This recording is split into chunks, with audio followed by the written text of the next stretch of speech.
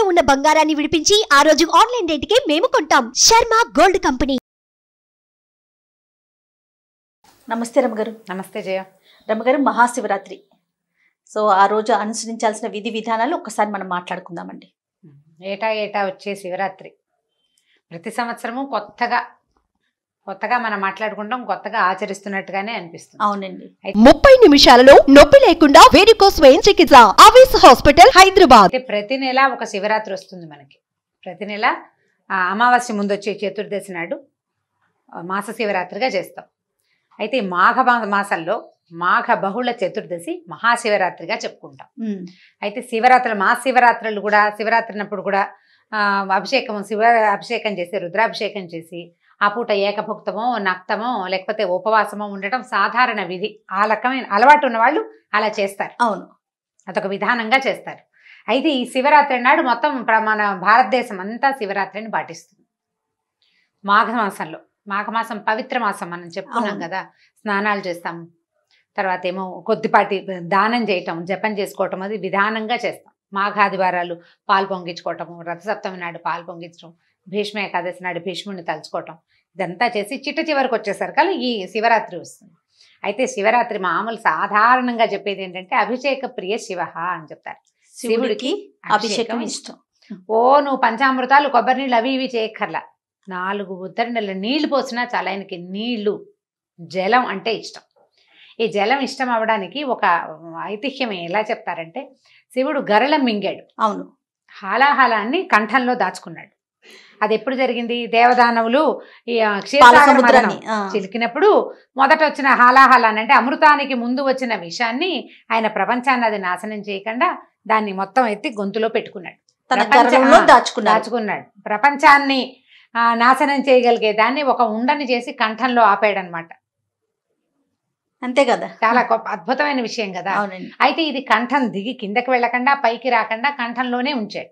అయితే ఒక వేడి ఉంటుంది, అందుకని ఆయనకి మనం జలాభిషేకం చేస్తే చల్లగా ఉంటుంది కాబట్టి అభిషేకం చేయాలి. ఓహో, అందుకనే ఆయన వెండికొండలో ఉంటాడు, మంచుకొండలో ఉంటాడని. వెండికొండ ఎక్కడుంది? మంచుకొండలోనే ఉంది, హిమాలయాల దగ్గరే ఉంది కదా.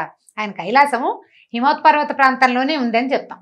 మనం ఇప్పుడు మానస సరోవరము, కైలాస పర్వత యాత్ర చేస్తాం కదా. చల్లటి మంచుకొండలో ఉంటాడు శివుడు. ఎందుకంటే ఈ గరళం ఉండటం వల్ల ఆయన శాశ్వతంగా ఈ మంచుకొండల్లోనే నివాసం కల్పించుకుని ఉన్నాడు. ఈ చల్లబరిచినప్పుడల్లా ఆయనకి సంతోషం కలుగుతుంది. ఎవరైతే అభిషేకం చేస్తారో వాళ్ళని కుమారస్వామిని ప్రేమించినంతగా ప్రేమిస్తాడట ఆయన. అంటే బిడ్డ సంతానం మీద ఉన్నంత ప్రీతి భక్తుడి మీద కలుగుతుంది భగవంతుడికి. అందుకు అభిషేకం మన శక్తి అనుసారం పంచామృతాలతో చేయొచ్చు, కొబ్బరి నీళ్ళతో చేయొచ్చు, ఇంకా ఉన్నాయి అభిషేకాలు చాలాగా. పంచదారతో చేస్తాం, భస్మాభిషేకం చేస్తారు, అన్నాభిషేకం చేసేది కూడా ఉంది. ఎవరికి? శివునికి. భస్మాభిషేకం అత్యద్భుతమైన అభిషేకం. అది ఇప్పుడు ఉజ్జయినిలో ఇది వరకు చితాభస్మం తోటి చేసే. అవునవును, అది తెలుసండి నాకు. కానీ అన్నాభిషేకం వినలేదు. అన్నాభిషేకం కూడా చేస్తారు. అన్నాభిషేకం పంచదారతోటి, పంచదార అన్నం కలిపి అభిషేకం చేస్తారు. పంచదారతో పంచదార అభిషేకం, అన్నంతో అన్నం, భస్మంతో మనం తెలిసిందే కదా. ఇన్ని రకాల అభిషేకాల్లోనూ జలాభిషేకం అత్యంత ప్రీతిపాత్రం శివుడికి. చాలా సులువుగా ప్రతివాడు ఎక్కడైనా కాసిన చెంబెడి నీళ్లు దొరికితే చాలు, ఆ చెంబు పోయక్కర్లేదు, 3 ఉద్దరణల నీళ్లు పోసినా శివుడు ప్రీతి చెందుతాడు. నీ కోసం నిన్ను చల్లబరచడానికి, నీకు సంతోషం కలిగించడానికి మహాశయ అని ఒక మాట నమశివాయ అనుకుని. పంచాక్షరి మంత్రం కూడా అత్యంత సులువైన మంత్రం. ఈ అభిషేకం చేయటం వల్ల శివుడు ప్రీతిపాత్రుడవుతాడు, సులభ సాధ్యుడు. తేలిగ్గా శివుడిని మనం వశం చేసుకోవచ్చు. బోళ్ళంత అలంకరించి, బోళ్ళంత అన్నం పెట్టి, బోళ్ళ అవి ఇవి నైవేద్యాలు పెట్టి ఏమీ చెయ్యొద్దు. నీళ్లు పోయి చాలు. బోలా శంకరుడు కదండి. మనం బుద్ధి నిలకడగా ఉండాలి. అయితే ఈ శివరాత్రి పర్వదినానికి వద్దాం. దీంట్లో అభిషేకము, ఉపవాసము, జాగరణ, ఈ 3 అత్యంత ముఖ్యమైనవి. అవును, శివాభిషేకం చేయటం, అభిషేకం, అర్చన. అభిషేకం చేయటం ఊరికే నీళ్ళు పోసి లేచక పోము, కొంచెం పూజ చేసుకుంటాం కదా. ఈ అర్చన, అభిషేకము, తర్వాత ఏమో ఉపవాసము. ఉపవాసం అంటే ఇది సాధారణంగా చేసే ఉపవాసాలు అంటే మనం నక్తము, ఏకభుక్తము మనం మామూలుగా చెప్పుకునేవి. నక్తం అంటే పగలల్లో ఉపవాసం అంటే చీకటి పడి చుక్కలు రాగానే భోజనం చేయటం, కార్తీక మాసంలో చేస్తాం కార్తీక నక్తాలు. ఏకభుక్తం పగలు భోజనం చేసి రాత్రికి ఉపవాసం ఉండటం. పూర్తిగా రోజంతా ఉపవాసం ఉండటం అంటే ఈ రోజంతా ఏమీ తినకుండానే ఉండటం. శివార్చనలోనే లేదా శివుని తలుచుకుంటూనే భజన, తర్వాత శివుని కథలు వినటం, దాంతోటే రోజంతా గడపటం.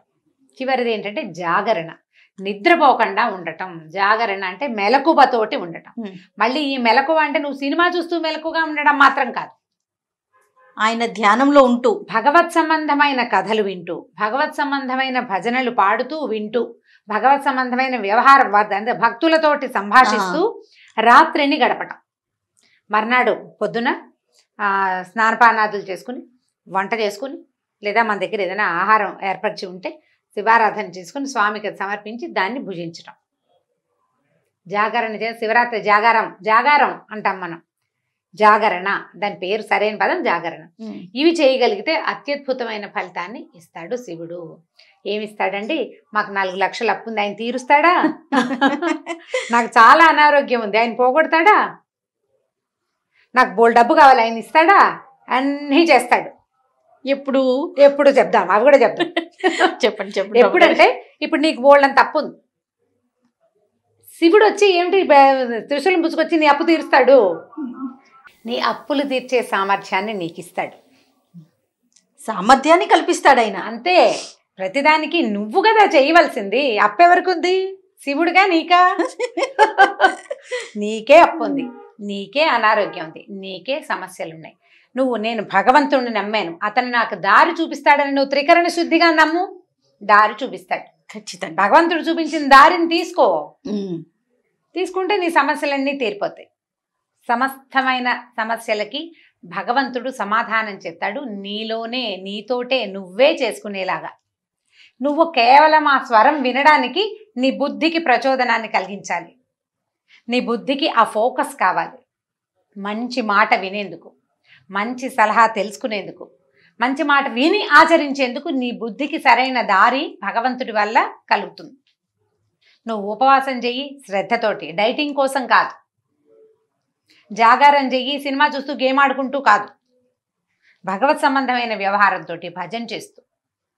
ఈ ఒక రోజంతా ఆహారం లేకుండా ఉంటే ఆరోగ్యం సిద్ధిస్తుందని మొన్ననే మనం ఒక దాంట్లో చెప్పాం. అవునండి కదా. కాబట్టి ఇదే విధానం. కాదరమ్మ గారు, ప్రత్యేకించి ఏదైనా ఒక మంత్రాన్ని జపించడం అట్లా ఏదైనా అనుసరించాలంటారా? అనుసరించవచ్చు. అంటే మామూలుగా అభిషేకం రుద్రాభిషేకం చేస్తారు. రుద్రం రాదు, ఓం నమ శివాయ, ఓం నమ శివాయ అని చెప్పుకుంటూ మనం సులువుగా చెప్పుకునేది మనంతటా మనం చెప్పుకుంటూ చేయొచ్చు అభిషేకం. మంత్రం రాని వాళ్ళంటే రుద్రము నమకం చమకం రాదు మనకి, సులువుగా చేసుకోవాలి. ఏ దేవాలయానికో వెళ్ళి ఏకాదశి రుద్రాభిషేకానికి డబ్బులు కట్టి అక్కడ కూర్చుని గుళ్ళో చేసుకోవచ్చు. లేదా మనం ఇంట్లో చేసుకుంటాం అనుకో, ఇంట్లో చేసుకుంటే చక్కగా ఒక చిన్న పాత్ర నిండా నీళ్ళు నింపి పెట్టుకోవటం. దేవుడి దగ్గర ఓ శివలింగం ఉంది మన దగ్గర, ఓ పళ్ళెంలో పెట్టడం. ఓం నమ శివాయ అనుకుంటూ ఒక్కొక్క నమ శివాయకి ఒక్కొక్క చెంచాడు, ఒక ఉద్ధరణెడు నీళ్ళు తీయటం, శివలింగం మీద వేయటం, సమర్పించటమే. అంతే. కొబ్బరి నీళ్ళు తీసాం, కొబ్బరి నీళ్ళతోటి. పంచామృతాలు తీసాం, పంచామృతాలతోటి.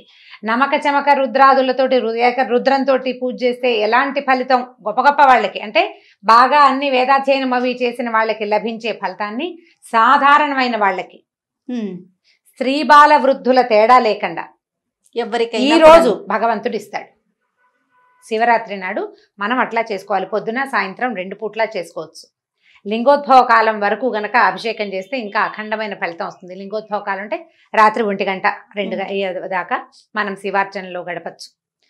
చాలా మంది ఏం చేస్తారంటే లింగోద్భవం తర్వాత కొద్దిగా కునుకు తీస్తారు. మంచం మీద పడుకోకూడదు, నేల మీద పడుకోవచ్చు అలా చెప్తారు. పెద్దవాళ్ళు ఉండలేకపోతారు, పిల్లలు వాళ్ళు ఉండలేరు. రాత్రి 1 గంట 2 దాకా ఎవరైనా నిద్ర కాసేస్తారు, ఆ తర్వాత కాయడం కష్టం. అవును.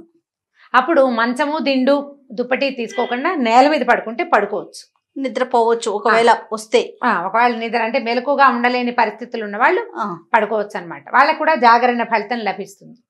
రమ్మగారు, అల్పాహారం తీసుకోవచ్చు అని కూడా కొంతమంది దగ్గర వింటూ ఉంటాం, అది ఎంతవరకు కరెక్ట్ అంటారు? అంటే అనారోగ్యస్తులు, వృద్ధులు, స్త్రీలు, బాలింతలు లేదా గర్భవతులు, చిన్నపిల్లలు ఉంటారు. ఈ షుగర్ మాత్రలు అవి వేసుకోవాలి. ఏం చేస్తారు మరి? తప్పదు. తేలిగ్గా తీసుకుంటారు, పళ్ళు తీసుకుంటారు, కొద్దిగా పొద్దుటి పూట తీసుకుంటారు. సాయంకాలం పెద్దగా తినకుండా ఉంటారు, సాయంత్రం పూట తినకుండా రాత్రి దాకా. ఈజీగా మెథడ్ చెప్తాను చూడండి. ఇదే మనం ఈ నార్త్ ఇండియాలో అనకూడదు, ఒరిస్సాలోనూ అక్కడ నెయ్యి తేనె నీళ్ళలో కలిపి తీసుకుంటారు.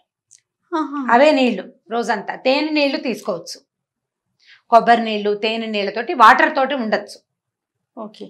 మరుసటి రోజు ఉదయం ఎలాంటి విధి విధానాలు అనుసరించాలంటే? పొద్దున మళ్ళీ పూజ చేసుకోవటం, ఇంకొకసారి అభిషేకం చేయటం, తెల్లవారినాక సూర్యోదయం అయ్యాక ఇల్లు వాకి శుభ్రం చేసుకుని స్నానం చేయటం, తర్వాత అభిషేకం చేసుకోవటం, వంట చేసుకుంటే ఆ వంట ఏ ఆహార పదార్థాలు చేసుకున్నామో అవి భగవంతుడికి నివేదన చేసి భోజనం చేయటం.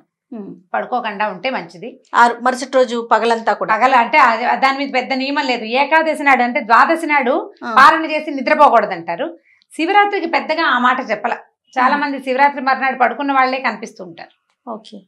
పెద్దగా చెప్పబడలేదు అనమాట, నిద్రపోకూడదు అనే నియమం అయితే లేదు. ఇప్పుడు ఏదో ఆఫీసులకు వెళ్లాల్సిన వాళ్ళు ఏం చేస్తారు, ఏవో కొంచెం ఆవలిస్తూ పని చేసుకుంటారు కదా, పర్వాలేదు, దానికి తప్పులేదు. జాగరణ ప్రధానం. జాగరణ ప్రధానం. రాత్రంతా మెలకుగా ఉండటం ప్రధానం.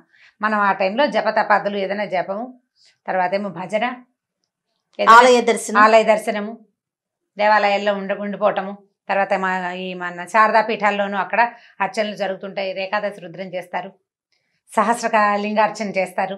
అలాంటివి శివ కళ్యాణం చేసుకునే చోట 12 గంటల అయ్యాక శివ కళ్యాణం చేస్తారు. శివపార్వతి కళ్యాణం, గౌరీ కళ్యాణం అంటారు. అవును, శివ కళ్యాణం, గౌరీ కళ్యాణం ఏదైనా సరే ఆ కళ్యాణాన్ని అలాంటి శోభాయమానంగా జరిగే చోట కార్యక్రమాలకి చూడగలిగితే ఇంకా బాగుంటుంది, మంచి ఫలితం లభిస్తుంది. మనం ఇంకా భగవంతుడి మీదే దృష్టి లగ్నం చేసి ఉంటాం కదా, దానివల్ల విశేషమైన ఫలితం లభిస్తుంది.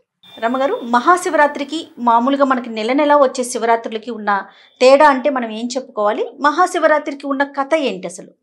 ఈ శివరాత్రి నాడు బ్రహ్మ విష్ణువు వాళ్ళిద్దరూ ఆధిపత్య పోరు వచ్చిందట వాళ్ళిద్దరి మధ్య. నేను గొప్ప అంటే నేను గొప్ప, నేను సృష్టిస్తానంటాడు ఆయన, నేను పెంచుతాను కదా వీళ్ళని అంటాడు ఈయన. అయితే వీళ్ళిద్దరూ కాకుండా దీన్ని మళ్ళీ సృష్టికి పునఃసృష్టికి వెసులుబాటు కల్పించేవాడెవడు? లయకారకుడైన శివుడు. వీళ్ళిద్దరు కొట్టుకుంటారు, తండ్రి కొడుకు వాదన వచ్చింది. అయితే నిజంగా భగవంతుడికి సంబంధమైన వ్యవహారాల్లో వాళ్ళు ఎందుకు బాధించుకుంటారు? దేవతలు మనకు తెలియటం కోసం, అంతే. సృష్టి కళ్యాణమే కదా, లోక కళ్యాణమే కదా వాళ్ళు చేసేది. అయితే వీళ్ళిద్దరూ వాదించుకుంటుంటే అప్పుడు అగ్నిస్తంభ రూపంలో శివుడు ప్రత్యక్షమయ్యాడు అక్కడ. మీ ఇద్దరు కాదు, నేను అసలు కారకుణ్ణి అని చెప్పటం ఆయన ఉద్దేశం. ఈ మనకి త్రిమూర్తులలో ఉన్న ముగ్గురు కాకుండా అమ్మవారితో కలిసి ఉండే శివుడు ఒక ఆయన ఉంటాడు. శివరూపాలు 5 రూపాలుగా చెప్పబడతాయి అన్నమాట. 5 శక్తులు ఈ ప్రపంచాన్ని నడిపించేవి. ఏమిటి? వీళ్ళు ముగ్గురు, బ్రహ్మ విష్ణువు మహేశ్వరుడు కాకుండా సదాశివుడు, అమ్మవారు.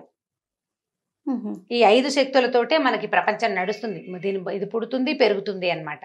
ఆయన అమ్మవారితోటి కలిసి ఉంటాడు, వాళ్ళిద్దరూ కలిసి ఉంటారు. శివశక్తి కలిసే ఉంటుందన్నమాట. శక్తితో కూడిన శివుడే ఈ ప్రపంచాన్ని నిర్మాణం చేస్తాడని చెప్తారు. అయితే ఈ అగ్నిస్తంభ రూపంలో పెద్ద అగ్నిస్తంభం మండిపోతోంది, కింద నుంచి పైదాకా ఉంది.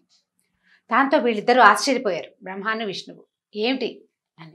దీని తుది మొదలు ఏమిటో తెలుసుకోవాలనుకున్నారు. ఇది ఎక్కడి నుంచి వచ్చింది, ఎక్కడికి వెళ్తోంది. తాము ఇద్దరు అట్లా లేరు, ఒక మూడో శక్తి ఈ రకంగా అగ్నిస్తంభ రూపంలో కనపడుతోంది. అప్పుడు ఏం చేశారంటే ఒకళ్ళు పైకి ఒకళ్ళు కిందకి వెళ్ళారు. మూలం తెలుసుకోవడానికి ఒకళ్ళు, అంతం తెలుసుకోవడానికి, ఆద్యంతాలు తెలుసుకోవడం కోసం బయలుదేరారు. అయితే ఈ విష్ణువు కిందకి ప్రయాణం చేశాడు. బ్రహ్మదేవుడు పైకి వెళ్తుంటే ఆయనకి ఒక మొగలి పువ్వు, ఒక ఆవు కనపడ్డాయి. ఆవు కామధేను. ఈ పైకి వెళ్తుంటే ఆయన విసుగు పుట్టింది, ఎంత వెళ్ళినా అంతం గుర్తు తెలియటల్లా.